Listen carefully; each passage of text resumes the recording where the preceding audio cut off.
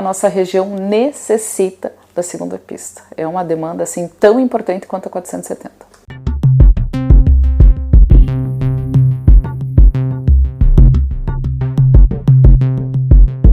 Boa tarde, Gabriela. Obrigada pela entrevista. Fala pra gente um pouco do que representa a tua eleição como presidente da ACI para a entidade.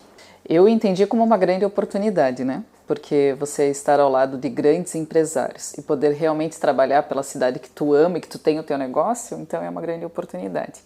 Mas ao mesmo tempo também eu pensei assim, por que eu, né? Jovem, né? De certa forma não é da cidade, né? Estou aqui há muito tempo, mas não sou daqui, estou na região há muito tempo. Mas eu acredito que cada presidente passa pela associação e ele deixa muito do seu DNA, né? Então, o nosso presidente anterior, o senhor Mário César, ele trouxe muita gestão para dentro da associação e ele trouxe coisas importantes, a nossa reforma, e ele lutou por demandas importantes da nossa cidade, né? Ex-reitor, né? Escreve muito bem, trabalha muito bem. E eu sempre fui do varejo, eu trabalho desde os meus 13 anos, então eu acho que a associação, eles me trouxeram com esse intuito, de que eu trouxesse esse meu lado, esse meu DNA. A associação está ali, está pronta, vamos vender ela, vamos trazer mais empresas para dentro, vamos trazer mais soluções. Então eu acho que eu trouxe esse meu lado comercial, porque era o momento, era o que a associação estava precisando neste momento. A sua eleição é inovadora também pelo fato de você ser a presidente mais jovem da história da CI. Quais são os desafios à frente da entidade que representa empresários, comerciantes, industriais aqui de Itajaí? Eu acho que nesse momento é trazer mais associados para dentro da associação mesmo. Hoje nós somos 40 mil empresas em Itajaí e nós estamos com 650 associados. Então tem uma grande fatia ou que não conhece a associação ou que não teve a oportunidade de conhecer ainda. Então eu acho que nesse momento a gente está trabalhando bem forte o marketing da associação e também deixando as nossas soluções mais fortes. Porque a associação ela tem várias soluções hoje para o empresário, que são soluções da nossa federação. A nossa federação hoje tem 50 anos, a FACISC, é uma federação muito forte, muito consolidada, porque nós somos 149 associações no estado. Então ela oferece soluções para essas 149 associações. Então a gente tem certificado digital, tem certificado de origem, nós temos o Boa Vista, que é o Serasa. Enfim, nós temos 17 soluções pela nossa federação. Então, tudo que o empresário pensa, eu preciso, pode procurar a associação empresarial, que eu tenho certeza que ou a gente tem as soluções através da FACISC ou a gente tem através de parcerias que nós fazemos com os nossos associados. Você comentou que são 40 mil empresas em Itajaí hoje. Exato. Vocês têm uma meta, uma porcentagem de quantas empresas vocês gostariam que se associasse à ACI hoje?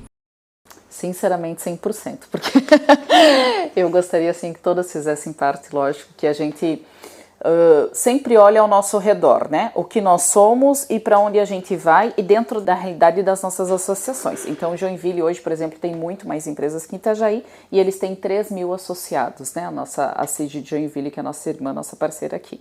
A CIB de Brusque também, muito parecido, conta com quase mais de 800 associados, também tem bastante empresas. Então, eu acredito que um bom número para nós seria, 1.000 associados para cima.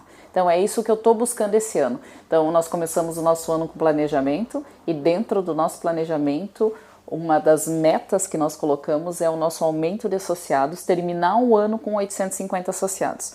Eu inteirei, nós tínhamos 550, durante aí 3, 4 meses do nosso comercial, a gente já está com 650, então eu acho que nós vamos bater a nossa meta. E como os novos associados podem se filiar e quais são os benefícios que eles têm ao se filiarem? Bom, eu sou uma apaixonada pelos núcleos, então eu vou começar falando dos nossos núcleos. Nós temos núcleos setoriais dentro da associação. Então, temos núcleo da mulher, que daí esse é multissetorial, nós temos núcleo do jovem multissetorial também, mas nós temos núcleo de corretores, nós temos núcleo socioambiental, nós temos núcleo de cooperativas, nós temos núcleo de tecnologia e informação, nós temos 7 núcleos dentro da associação. Então, quando o empresário ele chega na cidade, por exemplo, ele é novo, e ele quer conhecer, ele está precisando de certos serviços, com certeza a associação, através da associação, entrando no núcleo, ele vai ter um grande respaldo na cidade, assim, para tudo que ele precisar. Esse é um ponto. O núcleo, isso num multissetorial. O núcleo setorial, eu acho um núcleo muito bacana, porque ele tem muita força. Então, por exemplo, hoje o nosso núcleo de corretores, ele tem uma reunião quinzenal dentro da prefeitura com o secretário de urbanismo, que é o Rodrigo Lamin. Então, a cada 15 dias eles vão lá e o Rodrigo passa para eles, olha, isso é novo, esse projeto a gente está trabalhando, a rua vai ser assim, isso vai ser assado e tal. Para eles isso é muito importante, porque eles trabalham diretamente com a construção civil, né? Então, para onde a cidade vai e como ela vai ficar. Se não fosse através da associação, através do núcleo, que outra entrada eles teriam, digamos, dentro da prefeitura, né? Então, eu acho que a associação tem muito disso, de fazer a ponte necessária, então essa é a vantagem. Ou a gente é direto, ou a gente vai fazer a ponte. Eu vou te indicar o que tu precisa para a tua empresa e para tu chegar lá. Há relatos de empresários que deixaram a associação por não sentir um diferencial no associativismo. O que você tem feito neste sentido para melhorar a relação custo-benefício para as empresas? Essa é uma pergunta bem difícil. Eu escutei muita coisa desde que eu assumi, sabe? E a associação, de certa forma, ela estava... Eu escutei algumas coisas, ela estava parada no tempo, ou que ela precisava vir com uma visão nova, tal, e é isso que eu digo, a oportunidade que nos foi cedida para que isso aconteça, sabe? Quando eu entrei, eu queria entender um pouquinho, tá? Se o que aconteceu, o que estava acontecendo não estava tão de acordo, 100%, para onde que a gente vai? Então eu vou fazer um resgate dos nossos planejamentos anteriores, né? E daí eu fui para dentro da associação e descobri que nós não tínhamos planejamento. Então, assim, os presidentes que assumiram, eles assumiram já com o entendimento do que estava acontecendo e para onde que eles iam. Eu entrei e falei, meu Deus, para onde que eu vou? Eu preciso planejar, eu sou uma gestora, eu tenho que entender para onde que eu vou. E daí a gente planejou, e daí nesse planejamento deu para entender bem.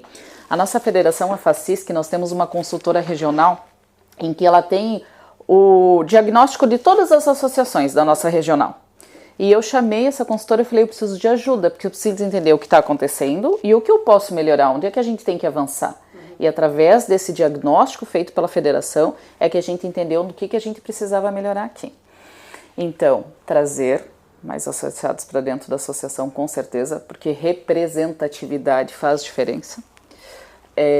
Atender as demandas, esse ano nós já fomos a Brasília, atender a demanda, enfim... levar tudo com muita seriedade, o que chega na associação. Eu escutei algumas coisas assim, o presidente não recebe. Gente, sério, eu recebo todo mundo na associação. Quer agenda comigo, eu falo, eu estou de segunda, quarta e sexta de manhã, das 9 ao meio-dia. Ou fala com a nossa consultora lá, que me ajuda institucional, ou pode falar diretamente comigo. Eu acabei de marcar uma reunião para quarta-feira que vem. Então, eu realmente gosto de receber todo mundo na associação, eu mesma, né, presencial ali, para entender as demandas e levar as demandas adiante. Então eu acho que isso talvez seja o diferencial desse ano, porque eu sou vendedora, para mim eu tenho que ter o tete a tete, para eu entender, assim, olhar no teu olho, é isso mesmo, para onde que a gente, vamos construir junto, como que eu posso te ajudar, sabe? A entidade está prestes a completar 100 anos, quais são os projetos a curto e a médio prazo? Primeiro a gente, essencialmente, atender as demandas locais. Então tem brigas que nós entramos lá atrás, mas eu creio que elas vão durar um bom tempo ainda, tá? Uma delas que eu espero muito que termine esse ano, sabe? Que eu acho que são só a questão das eleições ali, as pós as eleições vão concretizar. Uma das demandas é a BR-470, então para nós somos uma cidade portuária, né? Então a gente precisa que as cargas cheguem e elas saem, e a gente precisa da 470. Então essa é uma demanda que a gente acredita que esse ano ainda ela seja entregue até o final do ano, pelo menos o nosso ministro lá, o Marcelo Sampaio da Infraestrutura, nos dias que tá tudo organizado. Nós temos o nosso porto, a privatização do porto, né, que acontece, então, janeiro de 2023 é para nós ter uma nova concessão, aí um novo concessionário, então eu acredito que também nós teremos uma outra Itajaí daqui a uns bons 5 anos, então, pensa que o concessionário ele entra 23, ele assume, né?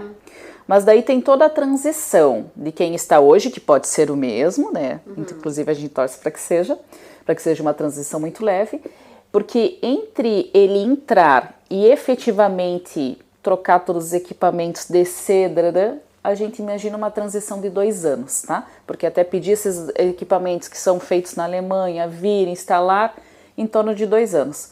E esse privatizado começar efetivamente a trabalhar. E nós, vamos olhar para o outro lado do rio, nós temos a Portonave lá, sim, e que a gente se torne tão grande quanto. Então eu acredito nesse lado também, sem falar em tudo que está acontecendo na cidade. Revitalização da Hercílio Luz, Nova Marcos Conder, tudo que acontece na cidade. Então, assim, as nossas demandas principais hoje da associação, eu acredito que até os 100 anos ali, como tu falou, são na infraestrutura. Porque com a infraestrutura, o empresariado consegue trabalhar melhor e realmente entregar para a sociedade. Como está o envolvimento da CI na reestruturação do centro de Itajaí? A Hercílio Luz é a demonstração de que há algo errado no comércio da cidade, não é mesmo? Eu participei da comissão de duas formas, representando a associação empresarial, mas não poderia deixar de lado que eu sou uma lojista da Hercílio Luz, né? Então eu trazia essas duas visões, eu levava a visão da associação, dos associados, mas também sendo uma lojista da Hercílio Luz. Eu acho o nosso calçadão sensacional. A pessoa quer comprar em Itajaí, onde é que eu vou? Já nós temos boas opções, né? Nós temos a Stefano, nós temos a Rua Indaial, mas nós temos um calçadão na cidade que a pessoa pode estacionar e passar o calçadão inteiro e o que ela precisar ela vai encontrar no calçadão.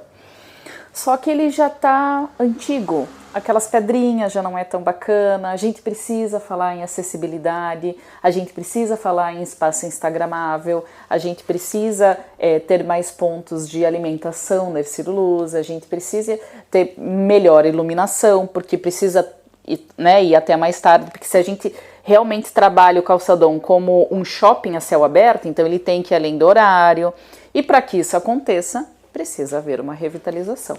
Então, no ano passado, a prefeitura chamou a associação, junto com o CDL e as entidades envolvidas, assim, de lojas, enfim, e apresentou o esboço do projeto. Através desse esboço, a gente foi trabalhando tudo que precisa. Então, realmente, melhor mobiliário, o piso muito bonito, em algumas partes mármore.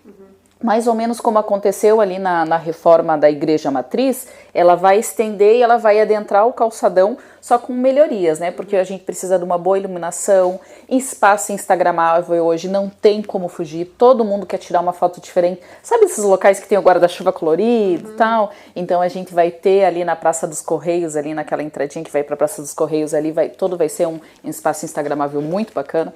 Então o projeto ficou muito bom, inclusive no dia 8 agora de agosto, a gente tem uma plenária na associação que o Rodrigo Lamin, o secretário de Urbanismo, vai apresentar o projeto e vai apresentar o cronograma de como o projeto vai acontecer.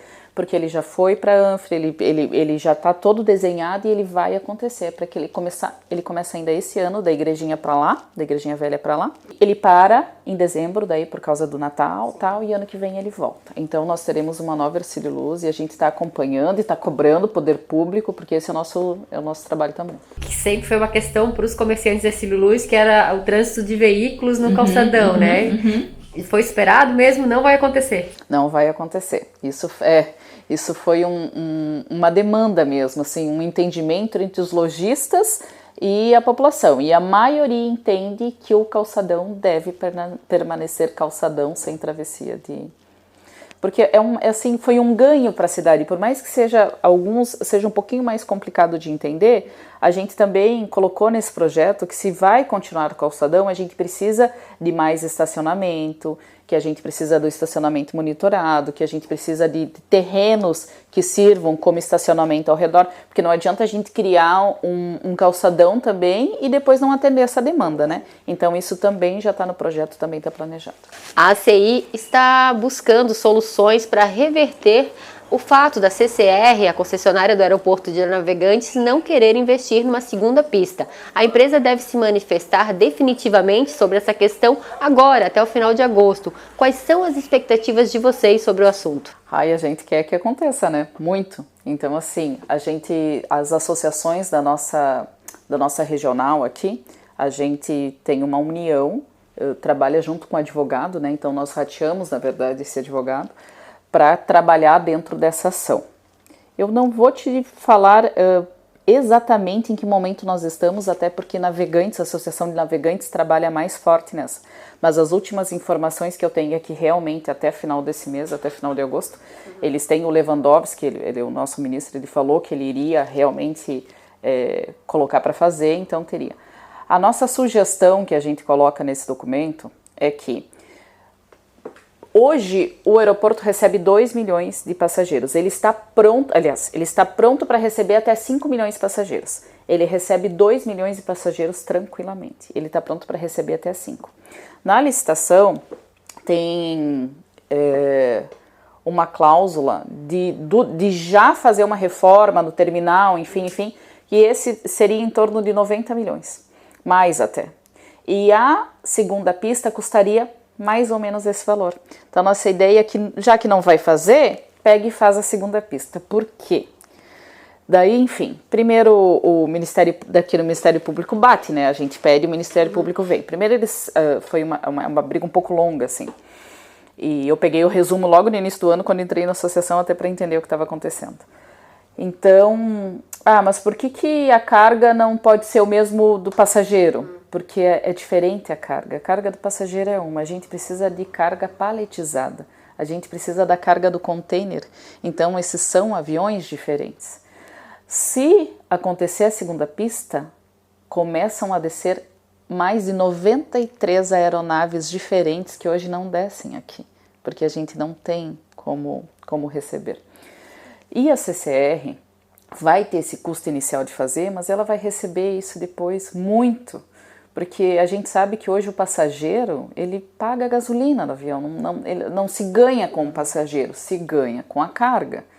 E nós estamos numa região que nós estamos com um porto, um dos melhores do Brasil do outro lado, e nós já vamos ter o outro porto privatizado que vai ser um dos maiores também. Então a nossa região necessita da segunda pista. É uma demanda assim tão importante quanto a 470. A associação sempre fez campanha para que nas eleições sejam priorizados os candidatos aqui da cidade. Infelizmente, nas últimas eleições a estratégia deu errado. Itajaí não tem um forte representante nem aqui em Florianópolis e também nem em Brasília. Como a entidade vai encarar a eleição deste ano? A gente está em reunião com o CDL, nós temos reunião quarta-feira, a gente já se reuniu uma primeira vez com todas as... com Siduscom, ACI, Sindilojas, OAB, para a gente realmente trabalhar numa ação conjunta. Isso já foi feito outras vezes, como tu falou, não teve o resultado esperado. Justamente agora a gente está conversando um pouco mais para que a ação seja mais efetiva, tá? Então, primeiro foi trabalhado o voto útil, não tivemos o resultado esperado.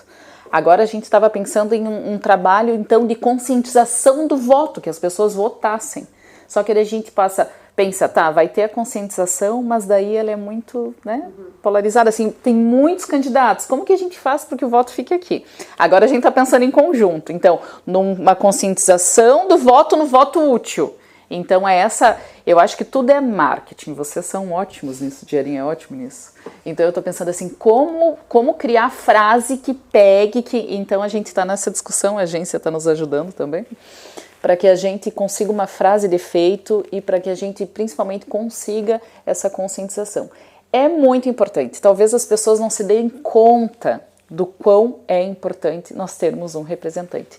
Com essas demandas do Porto, com a demanda da 470, quando a gente precisa trabalhar lá em Brasília, se a gente tem uma porta aberta, se a gente tem alguém nos conduz até lá, sensacional.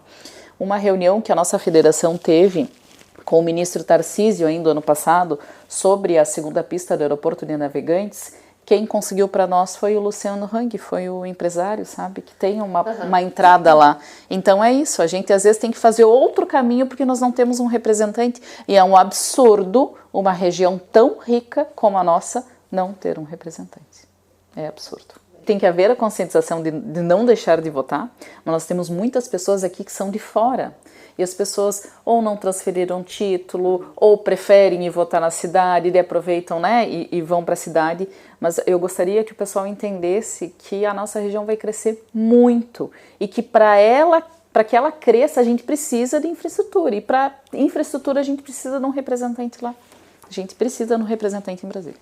A privatização do porto acabou adiada por conta de uma demora no edital de lançamento da concessão. Quais são as expectativas de curto prazo para o nosso porto? Pelas informações que me chegaram, não é exatamente que ela foi adiada, ela continua, tanto que o Marcelo Sampaio na semana passada ele chegou a fazer um Twitter sobre isso, que 1º de agosto ela estaria indo para os moldes da licitação, então vai acontecer. O que foi colocado é que vai haver uma transição de até 2 anos. ela pode ser de um dia, como pode ser de até 2 anos. E isso foi um pedido nosso, inclusive, como nós fomos a Brasília. Porque a nossa cidade, 50% é Comex, ela respira Comex. Você imaginou, o concessionário ganha ali, ele entra dia 1º. Ele chega lá na MPM, ele paga pela estrutura que tem lá, tá? São 90 milhões que ele paga por aquela estrutura que tem lá, 98 milhões, acho. Só que ele não vai usar aquela estrutura, porque ele vai entrar com uma estrutura nova. O pessoal fala que está sucateado, mas eu não sei essa informação porque não é a minha área. Ele vai encomendar essa estrutura, e essa estrutura leva até 1 ano para ficar pronta. Aí ele entraria em 2024. Você imaginou a nossa cidade ficar parada? Então não tem como ficar parada. Então é essa transição que ela pode ser de 1 até 2 anos, mas o concessionário ele já entra 2023. Só que ela pode levar de 1 até 2 anos para que aconteça. O Distrito de Inovação de Itajaí, depois de um atraso de anos, deve ser concluído em breve. O que ele pode trazer de bom para Itajaí? Cara, eu acredito demais no distrito. Quando eu entrevisto os jovens, hoje nós temos muitos jovens dessa área, né? E nós já temos muitas empresas e muita startup. Então a gente precisa como núcleo, é Illumine, que ficou o nome, né? Do distrito é Illumine, né? De inovação, eu adorei o nome, achei bem bonito. Só que teve muito embaraço nessa história toda, né? Quando eu entrei na associação, eu também chamei o Rodrigo para a gente fazer uma reunião para eu entender o que estava acontecendo. Sabe quando uma criança não tem pai? Foi isso que eu entendi do distrito, sabe? Porque daí um deputado ajudou, daí depois largou, daí entrou outro, que daí largou, entrou outro. Então, eu até fiz uma visita recente e é uma pena, porque a estrutura que está lá, pronta, tem muita coisa que já está velha. Aí agora vai fazer uma reforma novamente, mas agora o dinheiro foi liberado, o projeto está todo aprovado e agora vai. Então, eu acredito que a cidade tem muito a ganhar com o Centro de Inovação aqui, sem dúvida. Diante de todos esses compromissos que tu citou alguns aqui, sobra tempo para Carol ainda? Sobra. Ai, é assim, ó.